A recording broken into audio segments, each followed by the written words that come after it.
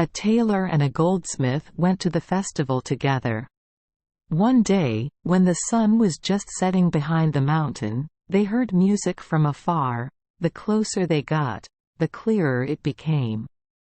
The strange and stirring music made the two pedestrians forget their fatigue and walk straight towards the ferry. When the moon rose, they had just arrived on a hill and saw a small crowd of people, men and women holding hands, dancing happily and singing jubilantly. That was the sound that two pedestrians heard while walking. An old man a little bigger than the others sat in the middle, wearing colorful clothes, his white beard hanging down over his chest. The two people stood there in surprise, watching. The old man waved his hand inviting the two people to come in and dance. The little people opened the circle wide to let them in. The goldsmith, who had a hump on his back and the recklessness inherent in hunchbacks, walked in first. The tailor felt shy and hesitant, but felt so happy that he followed suit. When the dance circle ended, the little people sang and danced jubilantly. The old man pulled a large knife from his belt to sharpen.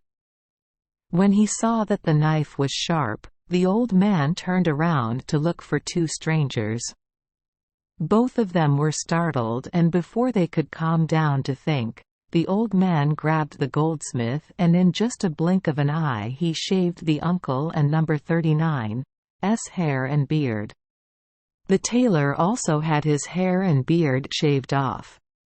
But they immediately regained their composure because after completing that task, the old man affectionately patted their shoulders as if praising them for their obedience. With his index finger, he pointed to a pile of coal nearby and signaled them to fill their pockets with coal. Both of them quietly followed even though they didn't and #39 know what benefit was in getting coal. Then they continued on their way to find a place to sleep. As they descended into the valley, the bell at the nearby monastery announced 12:00 and number 39 o'clock at night. At that moment, the singing faded away, then everything disappeared, leaving only the lonely moonlight and the silent hill. The two travelers found an inn. Lying on a straw mattress, taking out clothes to cover them, they were so tired that they fell asleep and forgot to put the charcoal in their pockets. The burden of coal made them wake up earlier than usual. They reached into the bag but could and #39 believe their eyes when they saw that the bag was filled with pure gold, not coal. Luckily, my beard and hair are still intact. They became rich people. Being greedy, the goldsmith stuffed more coal into his pocket, so his gold was now twice as much as the tailor and number 39's. Greedy people, whenever they have something, they want more. The goldsmith invited his friend to stay another day, so that the next evening the white-bearded old man on the hill could find more gold than the previous day. The tailor didn't and #39 want to and said, "That and number 39's enough for me. I and number 39 am very satisfied. Now I can become a master craftsman, marry my sweetheart, as he often calls his lover. I will be a happy person. But because of your request, I was willing to stay another day." To get more, in the evening the goldsmith slung a few more bags on his shoulders and headed toward the hill. Just like last night, he saw the little people singing and dancing. The old man shaved his beard and hair again and signaled him to bring back the coal.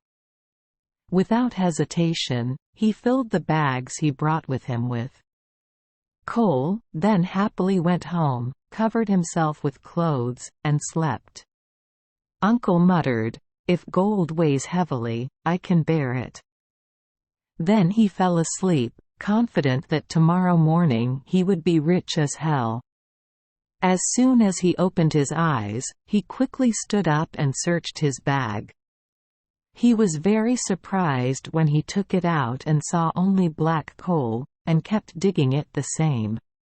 He thought, "But I still have the gold I got yesterday." He quickly ran to get it. He was horrified to see that the gold had also turned into coal. Frustrated, he raised his dirty hands to his forehead to think, then saw that his head was smooth and his beard was also shaved. But the risk is not over yet. There was already a hump on his back, but now he sees another hump just as big, growing in front of his chest. Now he clearly saw the punishment for his greed and sat down sobbing.